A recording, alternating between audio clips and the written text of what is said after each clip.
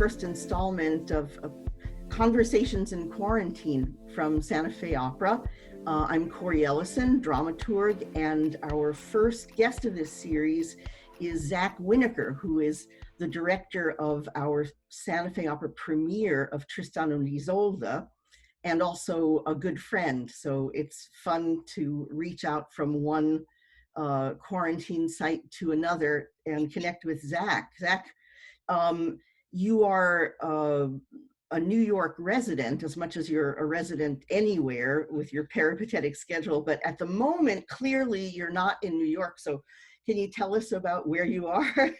Yeah, I'm actually, I'm at a friend's house in Vermont, where I'm quarantined with a couple of extremely close friends, happily. One is the dancer Julia Eichten, who I know you know well, who's in my company, the American Modern Opera Company. And then a couple of other friends that include the nutritionist for the U.S. Olympic rowing team, who's one of the best cooks I have ever met. So, glories abound. And it's on a mountaintop in Vermont, and a place where I spend and have been spending a lot of time over the last at least 12 years. And I usually come up here in the summers, and over the last 3 years, Amok, my company, has had a kind of company residency for the month of August, which hopefully we'll be able to return to this summer after Tristan. But so it's a place that I feel is, a kind of spiritual home for me, and a place where I've done a lot of very formative creative work. And I'm very happy. I feel extremely lucky and privileged to be here, and also lucky to be still engaged in a communal living environment when so many people are alienated from the people they love. Oh, it's true. Well, speaking of engaging creative work, the fact that you have your Olympic nutritionist there, and the fact that I know you love cooking so much, leads me to the question, have you at least had more time to indulge in that pastime of cooking?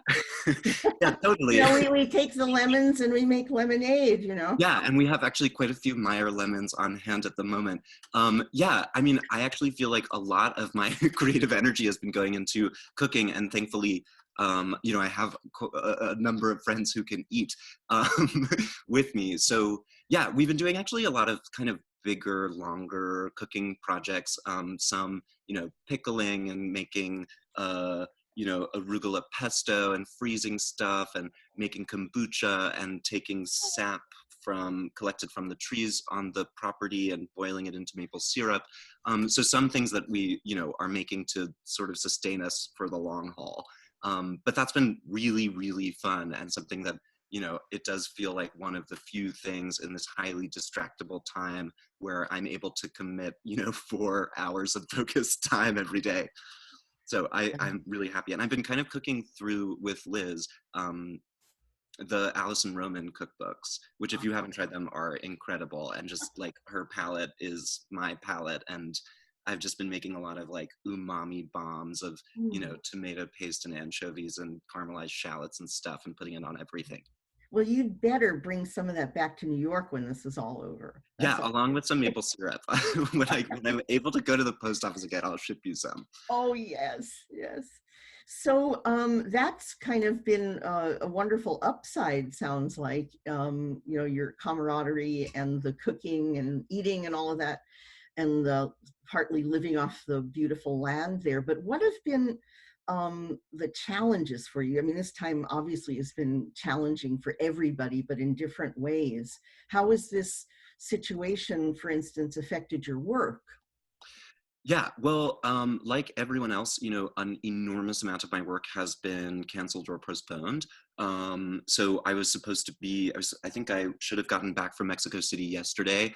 I was on the first day of a workshop at Juilliard for a new major piece that I'm making with Matt O'Coin and the choreographer Bobby Jean Smith for our company, that will hopefully premiere in San Francisco in the fall.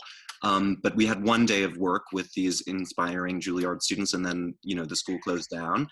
And later that week, I was also supposed to be premiering a new piece with Justin Vivian Bond, the kind of cabaret icon and legend, and Anthony Roth Costanzo, the countertenor, which of course was also canceled, though we had an incredibly productive workshop at Bard the week before. I was helping to organize the opening night of this really important Willie Smith exhibition at the Cooper Hewitt Museum, which will run through October, but the kind of opening was obviously canceled. And next week I was supposed to start on rehearsals for my new production of Sunday in the Park with George with the Los Angeles Philharmonic and Gustavo Dudamel, which of course also was canceled. So that, is really hard, and it's hard for everyone. And I have tried to take real time to grieve and mourn the hundreds of hours of time spent on projects that may not exist again. And I think, what I've been trying to think about is really what opportunities exist in this moment. Like with every incredible challenge comes opportunities. And I thankfully, am spending a lot of time scheming with friends and trying to figure out how to continue work, continue rehearsing, continue exchange and collaboration and conversation and connection, and also trying to make avenues for people to get paid for that work, which is obviously really, really important right now. Yes, So, my colleague Devon Tynes and I are working with Lincoln Center's new initiative, Lincoln Center at Home, to start a podcast that would engage hopefully all of the cast of the show we created together at the ART that moved to Lincoln Center, called The Black Clown. And that would be something that would engage every member of the cast, and also me and Devon, and special guests. Another member of my company, Bobby Jean Smith, who's this incredible choreographer and dancer, has been teaching Gaga classes every day on Zoom, and we started a platform for her to sort of teach workshops from like material from her newest dance, Lost Mountain, which is free, and over 200 people attended the first one. The next one is in an hour, and has also raised money for her and her work and that project. So, we're trying to find, in some ways, we had a big conversation with everyone in my company, and I thought the pianist Connor Hannock put it really well, which was that, none of us are trying to win Instagram. And my feeling is that in some ways, maybe this whole quarantine period will be like one giant Snapchat where like everything will sort of disappear into this when it's over. Yes. And I think we're all really concerned and interested in keeping business as usual in a certain way with a very different mode of communication. So we're trying to support people's quote unquote rehearsals, where there's just exchange of ideas. Maybe people record things with click tracks and send them to each other, so that we are continuing the work that we always do, so that we have material and more kind of shared vocabulary, so that we can really hit the ground running when we come back from this. Yeah, boy, if there was ever a time to think out of the box, it's this. And it's really, as difficult as it is, I see lots of artists like yourself coming up with these ways to continue working and to engage their colleagues and, work towards the future, which is going to be here.